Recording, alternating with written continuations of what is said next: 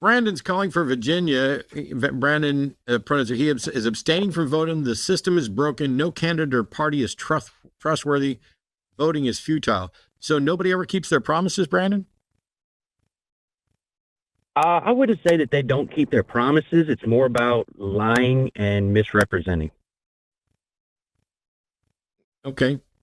Well, I would agree with you that at least one of the candidates has a serious problem with repeated lying, but I don't think the other one has the other one doesn't seem to have that much of a problem.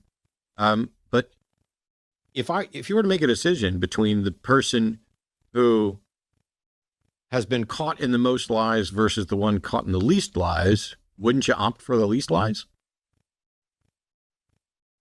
It's really about trust. Once the trust is broken, I don't feel like I can't put my stamp of approval on it. That's what I see voting as, is me going in and approving this candidate to be the best leader. See, no. But that's voting not is what not voting a stamp is. of approval, and it's not a love letter to the candidate. Voting is your way of deciding whether you want a better world or not.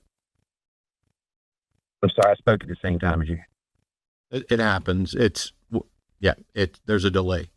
Voting isn't an endorsement of a candidate or a political party or anything else, saying, yes, I approve of everything you've said or done, or you are the person. Voting is your decision. It's your chess move, essentially. And if you just decide you're not going to make a move, well, you've lost the game. I can totally see that point of view, and I just feel differently. To me, trust is almost everything, and that goes with news sources, friends, or anything else. Once somebody has lied to me and tried to mislead me, it doesn't really matter what else they said or how good. Well, you'll never vote for anybody, and you won't hang out with anybody who's lied to you, so you're going to be lonely. Oh, I mean, maybe. I'm not at that point right now in my life, and I wouldn't say that I wouldn't vote for anybody, but I do believe the two-party system, the way it's set up now, where it's only two parties that realistically have a chance of getting elected, is broken. And until we fix that, I can't. Nobody's saying it's not. Nobody's saying it's not. But at the end of the day, how is either not Trump, voting helping? Yeah, Trump or Harris, one of them is going to be president. Do you not care which one? I wouldn't say that I don't care. So because it looked really bad if you said that you don't care, because that means you don't care about people who can be pregnant or LGBTQ people or war or economics. As soon as you say you're not going to participate, you're telling everybody around you that you don't care about any of those issues. You don't care about climate change. You don't care about any of those issues. I wouldn't say that I don't care. Again, if I felt trust in any party, I would get behind it. You don't care enough to do anything is the point. Well, I do stuff. I try to talk to my friends, and I try to talk to anybody that'll listen and explain the way I feel about it, and that I think the party system is broken. But so you think you're helping by convincing other people not to vote? More that the system is broken. And I can give you an example of the Democrats being dishonest if you like it. Brandon, nobody has objected to or the notion that the system is broken at all. The system is broken. Do you think not voting is going to fix it? No. Do you think voting can fix it? No. Why not? Because if I vote for candidates that make things better, if I vote for candidates that give us more rights, we can eventually vote for candidates that may help fix the system by eliminating the Electoral College, by stacking the courts. If Trump managed to get 3 Supreme Court justices and overturn Roe v. Wade, how can you say that voting doesn't matter if we lost Roe v. Wade during Trump's last presidency? I would have never voted for Donald Trump, ever. That's so terrifying. The question was, how can you say that voting doesn't matter when we are living through the effects of voting? That is a great question, Matt. I know. I would say that it's constantly the lesser of two evils. And I feel like the country is on, other than Roe v. Wade, that's one of the best points that you could probably bring up. And that's one of the most. So you don't care about LGBTQ equality? Absolutely. Okay. What about climate change? Absolutely. why aren't you doing anything? The parties are very different on these issues. You're aware of that, right? Absolutely. Okay. Now, do you There's think also stuff? even Go though ahead. while people aren't going to be keeping their promises, you do realize that there's a way to track this? For example, so far in Biden's presidency, PolitiFact has shown that he's kept 28% of his promises, and he's only broken 3% of his promises, and there's some that are stalled and in the works. Whereas if you compare that to Trump kept 23% of his promises and broke 53% of his promises. So just on the who's more likely to break their promises, Trump seems to be, but you have to also look at what those promises are. Now, the promises that Trump kept included putting conservative judges on the Supreme Court to overturn Roe. And the promises and Trump also prevented trans folks from serving in the military. Biden reversed that decision immediately. So if one party wants to keep trans people out of the military and the other one is okay with trans people being in the military, then clearly whoever gets elected is going to determine what rights trans people have, right? Yes, sir. Isn't that a shame that trans people's rights are contingent on who gets elected? But what's more of a shame is not only are their rights contingent on who gets elected, but you're saying you're not willing to help them elect a person that's going to protect their rights. If you make it about one issue, you could absolutely make that case, but it's Let's not make it about a 5 single issues. issue. Pick your top 5 issues. What are they? I don't want to say that I'm a singular voter on one issue. I would say number one is freedom for all I Americans. asked what your top 5 were. Yeah, freedom. Freedom is number one. Freedom Honesty isn't and an issue. transparency is number 2. None of Gun these are rights issues. is definitely in there. Okay, now policies, though. we've got 4 issues so far: freedom, honesty, transparency, and gun rights. Only one of those is a political issue. Yeah, and it's not about. I understand that it's easy to say Kamala versus. I'm sorry, I didn't hear that. You've given me 4. I wanted your top 5. Honestly, I would say stop there. Okay, so climate change, LGBTQ rights, and abortion don't make your top 5, but gun rights do. All within freedom, personal freedoms. Oh, so you're saying you're in favor of all those things as personal freedoms. Cool. So on the freedom thing, Harris wins, right? Absolutely. On the honesty thing, Harris wins, right?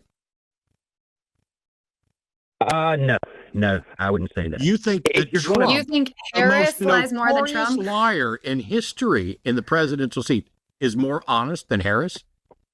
No. A lie is a lie. Once you've lied and misled. No, sir. No, Brandon, don't be silly. There are people who are more honest. I'm talking about the Democratic Party. Brandon, listen to me. Brandon, listen to me. There are people who are more honest than other people, right? Absolutely. Is Harris more honest than Trump? It appears to be, yes. Okay. So at least for now, just comparing the 2 candidates, Harris wins out on honesty. Yes, sir. Okay.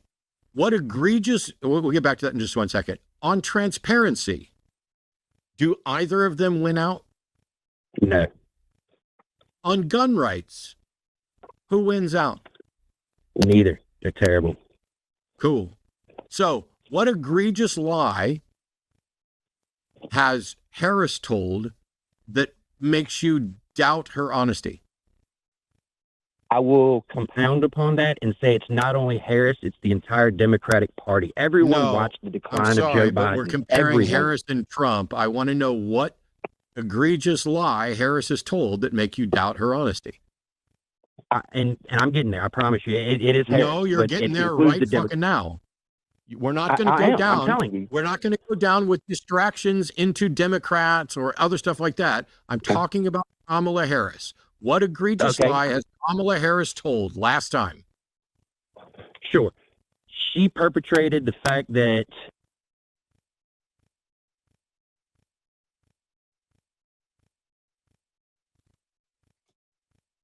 That's what I thought.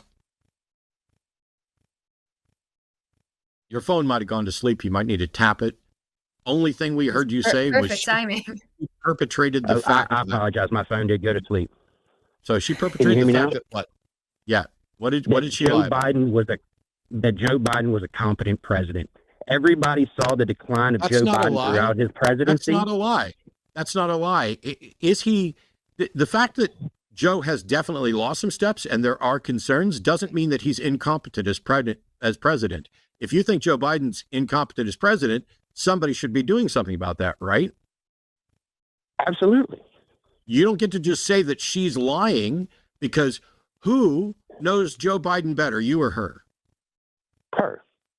Yeah. And who watches Joe doing his job day by day, you or her? Her. So when you and I see Joe fumbling over his words or seeming to be lost in his place, does that mean that he's done a bad job? No, absolutely not. No. So you can't say that Harris lied about his competency. You can just say that she trusts Biden more than you do, right? I would say that the whole Democratic Party lied about his competency. They were going to run that man after How he did saw you just his agree decline. with everything Matt you have said no- and get to that conclusion?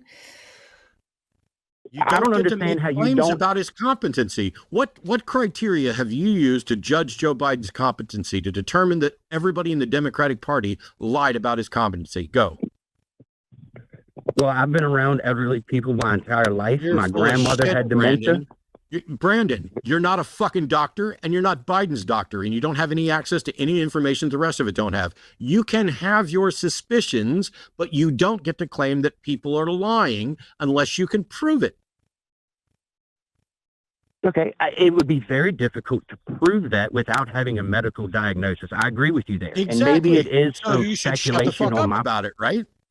You don't get to say that Harris and the Democrats lied unless you can demonstrate that. That's the point. Now, Well, I believe the let's preponderance ask of it- evidence answer this. indicates that they did lie. no, I don't see evidence that they lied. I feel like I do. Well, I don't give a shit. I don't care what random uninformed dude on the internet thinks about Biden because Biden's not running for office. But you're trying to say that because Biden isn't competent in your professional opinion, which isn't a professional opinion, that therefore you're going to conclude that Harris and the Democrats lied about his competency. Meanwhile, he's still there doing the job and doing a good job.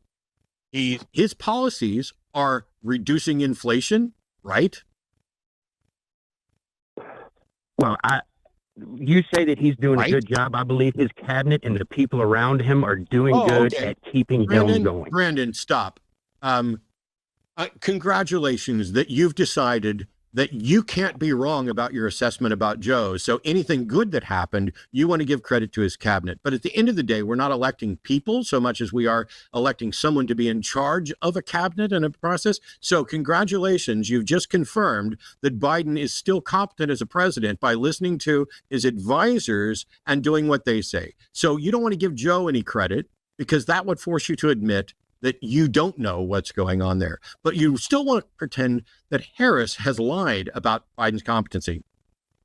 Did Trump lie about the 2020 election? Yes. Did Trump lie about, let's say 5,000 other things? Matt, Trump is terrifying. He's absolutely terrifying. I know about Trump. I know about Well, then the why money are he you got not from Egypt. voting? Who is more terrifying, Trump Why are or you not Harris? trying to stop Trump? Why am I not trying to stop him? Yes. Again, the only way I can stop him is to put, and you say it's not a seal of approval. I see that is what voting is. If I go and I push the You're button, wrong. You for don't any have to candidate or tell party- anybody. You are fucking You don't have to tell wrong. anybody. You don't have to wear the sticker. You can just sneak in there. Nobody will ever know who you voted for, and you can do it. It is not stating your moral position or anything like that. And what you are doing is you are putting your seal of approval on all the people going to vote for Trump, because if people don't show up to vote otherwise, that's who's going to get elected. So you're saying that you're fine with that happening. If that's how we're going to measure actions and calling that signing off on something, then technically you're going to be potentially signing off on Trump becoming president. Well, I don't think that my vote, my singular vote, is going to make any difference at all. You're wrong. I'd really It feel that way. matters when a lot of people start thinking that. And as soon as you start thinking that your vote doesn't matter, then you've lost it. You've lost the plot. And I understand what you're saying about I don't have to wear a sticker and I don't have to tell people, but it's a personal issue. This is how I feel, and I understand if Matt you disagree, and I'd like So to your say something feelings before matter more we end to the you. call. Why do you care more Why don't about you your feel bad? feelings? Sorry, there was a fly here. Why don't you feel bad that you don't give a shit about people who can become pregnant and their right to choose? Well, I never said that I didn't care about them. You're not doing anything to help protect their rights, are you? I'm not actively doing anything to protect their rights now. Yeah. And so if everybody thought the way that you did, what happens? Hopefully we could fix the system. How do you fix the system by not doing anything? Not doing anything isn't the way. It's third party. You can't elect There the is lesser no of two evils constantly and expect positive Yes, results from you it. can. The lesser of two evils is not even necessarily evil. The lesser of two evils is by definition the better option. When is the last time that a third party candidate got a single electoral vote? Not in my lifetime. Correct. 1968 was the last time a third party candidate got a single electoral vote. When is the last time a third party voter got more than 4% of the vote? I don't know if it's ever happened. 1996. Actually, some third party candidates like Strom Thurmond got 17% of the vote. Strom Thurmond, I mean, this was back in 1948. Things have changed. At the end of the day, is anybody on the planet going to be president of the United States next January, next February, other than Trump or Harris? No. And so if you decide not to vote, aren't you saying, I'm okay with whoever gets elected? Yes. Okay. So you're telling the world that you're okay with Trump. Thank you. I'm telling the world that I think the system That you're is okay broken, with Trump. and us voting is not. No, you're gonna not. fix it. You know what else, Brandon? You're actually not telling the world anything other than in this call on this network, because apart from calling in to brag about how you're not voting, you aren't doing shit. So thanks for nothing. I speak with my friends and I do what I can within my life. I got kids, I got a job. I don't have time you're not to doing what you can you're not doing what you can within your life because you're not voting. Don't call in and act like you're on the fucking high horse for not voting. What you're doing is you're telling every queer person, every potentially pregnant person that you don't give a fuck about their rights. You're not going to stop the people who are trying to take their rights away. You're saying that your life is okay, that you can coast through some bad times for 4 to 8 to 12 years. That's what you're telling everybody. You're telling everybody that you don't mind if Trump becomes president. Well, cool. Thanks for nothing, I would Brandon. hate if Trump came. I would hate if Trump you became should president. fucking I would also vote hate if to Kamala stop became it. president. Okay. You'd also hate it if Kamala became president. Well, fuck Excuse off. me, Goodbye, Brandon. Kamala. Goodbye, Brandon. Matt, can I say one thing, please? No, you can't. Maybe if you'd have voted, you could have then exercised your voice. But if you're going to sit here and advocate for not voting and then say you're okay with Trump, and you'd hate it if Trump got in, but you'd also hate it if Kamala got in. Well, congratulations. We'll start building your statue after we build the ones to the other people. Thank you for watching that clip.